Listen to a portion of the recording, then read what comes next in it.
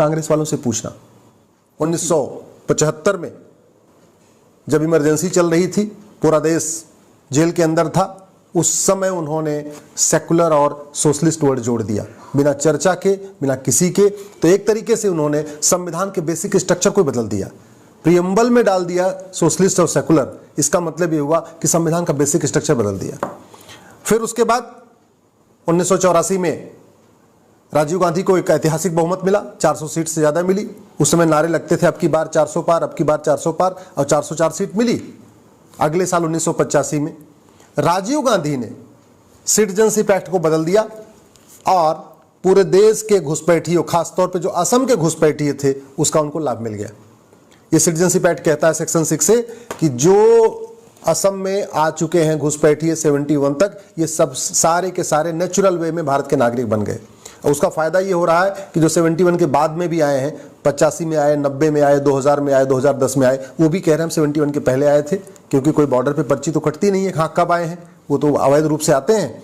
तो घुसपैठियों को निकालने की बजाय, घुसपैठियों के खिलाफ कठोर कानून बनाने की बजाय, राजीव गांधी ने 1985 में सेक्शन 6A जोड़ दिया। और ये सेक्शन 6 से कश्मीर की आर्टिकल 35A से भी ज़्यादा खतरनाक है। कश्मीर में जितना 370 का दुष्परिणाम हुआ, आर्टिकल 35A का दुष्परिणाम हुआ, उससे ज़्यादा खतरनाक है ये धारा 6A, जो असम को बर्बाद करके रखेगी। उसके बाद भी पेट नहीं भरा। अगले साल 1986 में साहबानों का मामला आया था सुप्रीम कोर्ट का। सुप्रीम कोर्ट का फैसला पलटने के लिए कानून बना दिया और मुस्लिम महिलाओं को जो गुजारा भत्ता मिलना था उसको बंद कर दिया 1986 में। ये काम भी राजीव गांधी ने किया। फिर उसके बाद इस देश में मुगलों के इलीगल काम को लीगलाइज करने के लिए कानून बना 1991 में, वो भी कांग्रेस ने बनाया था। आप जरा सोचिए, यहां पे हजारों की संख्या में मंदिर तोड़े गए थे, और किसके द्वारा? बाबर के जरिए, हुमायूं के जरिए, औरंगजेब ने तोड़वाया, अकबर ने भी तोड़वाया, गजनी ने तोड़वाया था, गोरी ने तोड़वाया था, अहमद शाह अब्दाली ने तोड़वाया था। हजारों की संख्या में मंदिर तोड़े गए थे। उन मंदिरों को रिस्टोर करने के लिए कानून बनाने की बजाय 1991 में कांग्रेस ने कानून बनाया जिसको प्लेस ऑफ वर्शिप एक्ट कहते हैं, पूजा स्थल कानून कहते हैं, और उसने सारे के सारे मुगलों के इलीगल काम को लीगलाइज कर दिया। 1588 में बाबर ने अयोध्या को तोड़ा, 1670 में औरंगजेब ने मथुरा भगवान कृष्ण की जन्मभूमि को तोड़ा, 1377 में तुगलक ने अटाला देव मंदिर को तोड़ा जो जौनपुर में है, जिसको अटाला मस्जिद कहते हैं। 1669 में औरंगजेब ने काशी विश्वनाथ जी मंदिर का तोड़ा था। 1410 में अलाउद्दीन ने रुद्र महालय मंदिर तोड़ा था।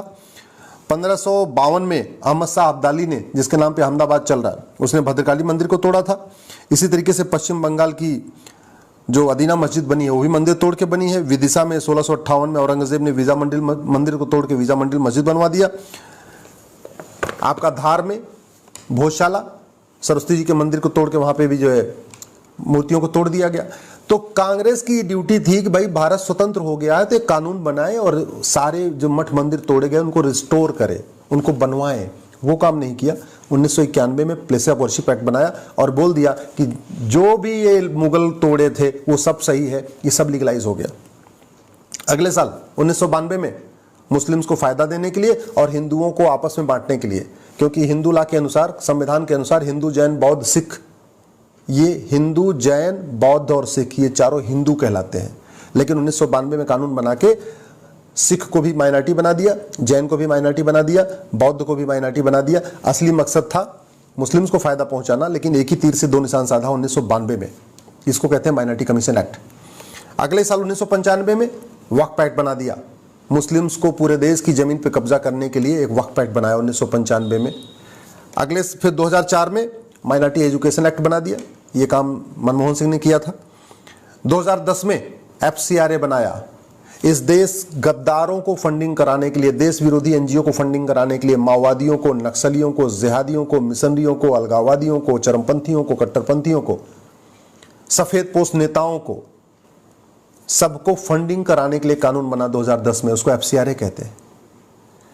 2012 में राइट टू एजुकेशन के दायरे से मदरसे को बाहर निकाल दिया। जब राइट टू एजुकेशन 2009 में बना था तो मदरसे भी उसके दायरे में आते थे, 2012 में उससे उसको बाहर निकाल दिया। ऐसे ही अनेक 50 से ज़्यादा कानून हैं जो कांग्रेस ने बनाया है। कांग्रेस ने गुलामी का नाम नहीं मिटाया, गुलामी का निशान नहीं मिटाया, गुलामी की परंपरा को नहीं खत्म किया, गुलामी के रीति रिवाजों को खत्म करने के लिए कुछ नहीं किया। गुलामी की भाषा को कम करने के लिए कुछ नहीं किया।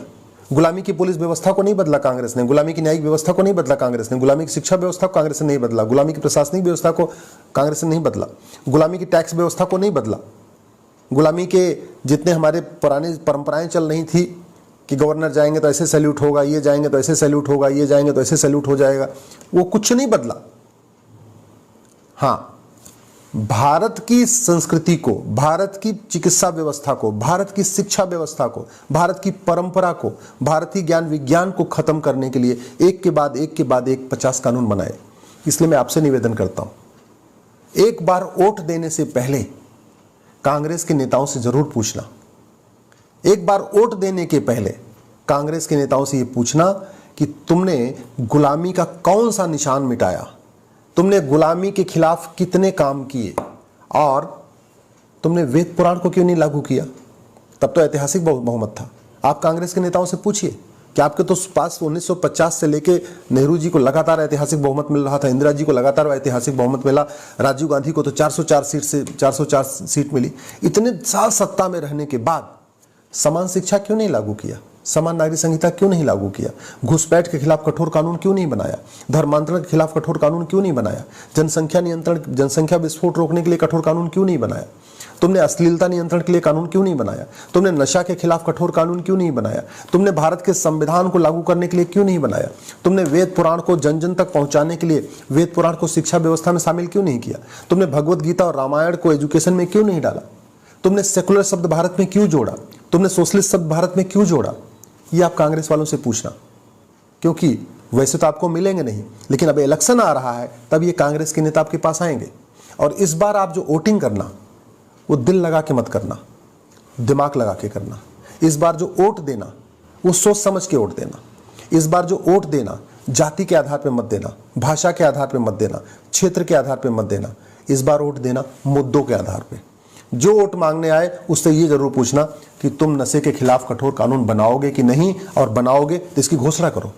जो आए यहाँ पे वोट मांगने आपके दरवाजे पे उससे पूछना कि भ्रष्टाचार के खिलाफ कठोर कानून क्यों नहीं बन रहा है। जो आपसे वोट मांगने आए उससे पूछना ये थाने दलाली के अड्डे क्यों बने हुए हैं, ये तहसील में भ्रष्टाचार इतना क्यों है, ये हवलदार पेशकार इतना देश को क्यों लूट रहे हैं, भ्रष्टाचार के खिलाफ कठोर कानून कब बनेगा, हवाला के खिलाफ कठोर कानून कब बनेगा, संपत्ति को आधार से लिंक कब किया जाएगा, घुसपैठियों को कब निकाला जाएगा, धर्मांतरण कराने वाले मिशनरियों और जिहादियों पे कठोर कार्रवाई कब होगी।